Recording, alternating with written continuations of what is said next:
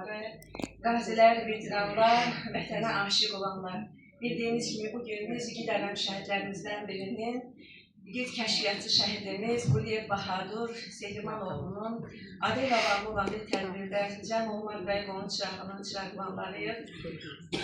Hər birimizə buradan belə xeyirli günlər arzu edirəm və mən də Raziyə xanım qeyd etdiyi kimi şəhid ailələri, əlillər və müharibə veteranlarının Müdafiəsi İctimai Birliyinin İnsan Resursları Şöbəsinin müdürü olaraq igid ələnlərin adından Tahir müəllimin və qazilərimizin digər şəhid ailələrimizin adına sizlərə salamlarımızı yetirərək şehrimə keçmək istəyirəm.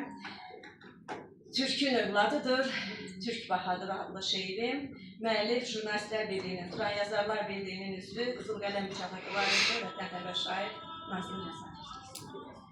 Gülab ətirlidir, şəhidim mənim. Gülablı kəndindən igidim mənim. Qatar surətli bax, keçsə də fərq yox. İllərin tarixi, şahidim mənim. Ruhu barışmadı, uzaq yollar. Yağı düşmən torpaq, yurd yeri alan. Bahadur Quliyev Sehrimanoğlu, vətəndən kənarda, necə qalan.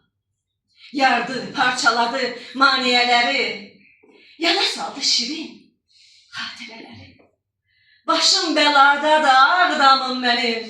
Unuda bilmirəm sənli günləri. Deyib bayrağını üstün bildi o. Vətəni bütün bildi o. Kəşfiyyatçı igid, öndə gedənin vətənsiz həyatı sürgün bildi o. Türkün övladıdır. Türkün övladıdır Türk Bahaduru. Ömrü əbədidir, yaz bahardır o. 21 yaşlı gənc əbədi yaşar. Şəhid rütbəsiyle əqib bahadır o.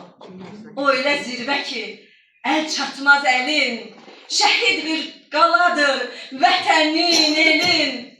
Nazlı yazar yaz ki, igid şəhidlər xarı bülbülüdür, vətən qəlbinin. Xarı bülbülüdür, vətən qəlbinin. Bütün şəhidlərin nurun uzaqlarından başlayır.